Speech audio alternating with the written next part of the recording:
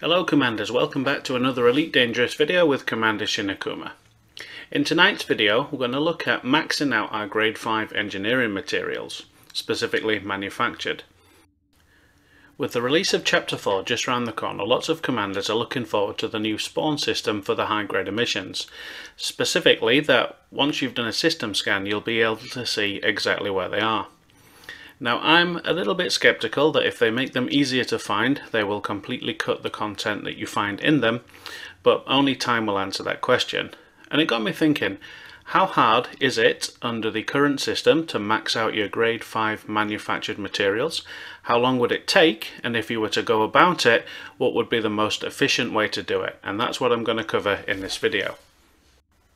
Now, because sitting in Super Cruise scanning for high-grade emissions isn't exactly the most enthralling of backdrops, I've decided to come to Dav's Hope, and that's going to serve for the backdrop as I explain how I maxed out my materials. Now, I do have a very good video on where to find these materials individually, and the link for that will be in the description. But in this video, we want to find as many of the materials together as we can. Now the best place to start is with Proto heat radiators and Proto radiolic alloys.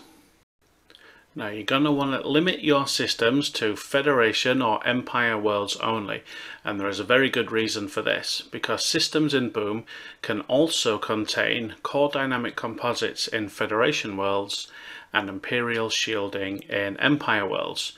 So no matter what high grade emission you fall into, you're going to find one of the three materials you're looking for. So there you go, great start. Now once you have maxed out your Proto items, you're going to want to look for pharmaceutical isolators. Now again, you need to look for a system in Outbreak, and again you want to limit your search to Federation worlds and Empire worlds, because what also spawns in Outbreak systems are core dynamic composites and Imperial shielding. So whilst you're maxing out your pharmaceutical isolators, you're also going to be finding the elusive CDCs, as they're commonly known, and Imperial shielding. Now next you want to be searching for military grade alloys and military supercapacitors. And once again you want to limit your search to Federation and Empire systems, but this time in war state. Now the reason for this is in these systems, as well as the two aforementioned materials, there is a very small chance that core dynamic composites will spawn, as will Imperial shielding. So in no time at all you've been in systems where 6 of the available 10 materials are going to spawn, so we're making a really good start. Now at long last it's time to look for the CDCs and Imperial shielding by themselves. Now despite what the information in game says, the best place to find core dynamics and Imperial shieldings are in systems in election state, Federation and Empire respectively, depending on what you're looking for. So you can simply jump to one of those, always with the highest population possible, and search for the high grade emissions there. Now we move on to the hardest of the bunch to find, and they are improvised components. And the reason they are the hardest to find is that they only spawn in systems in civil unrest, and they are the only items you will find within a high grade emission. That means you cannot double up on search items.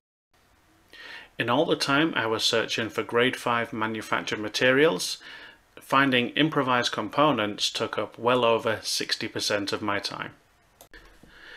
And then last but not least, we have got biotech conductors and exquisite focus crystals. Now of course these can be found in a multitude of different ways.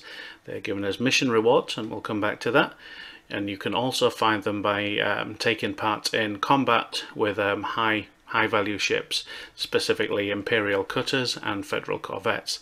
However, the easiest, most reliable and profitable way to find them is to go to the Rubigo system, specifically Rubigo Mines, Ignore House's Reach, and take the VIP passenger missions to Sirius Atmospherics. Before long you'll be offered between 3 and 5 of each type of material and 2 to 3 million credits.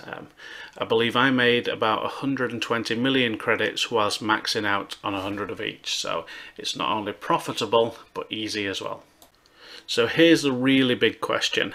How long did it take me to max out all of the materials? And the answer is about 10 gameplay hours.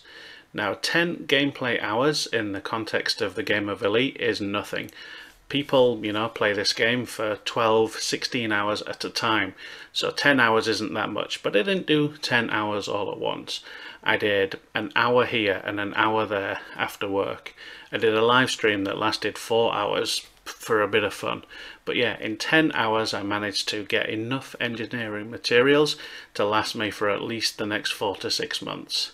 So it's not difficult if you look in the right places, in the right times, in the systems in the correct state.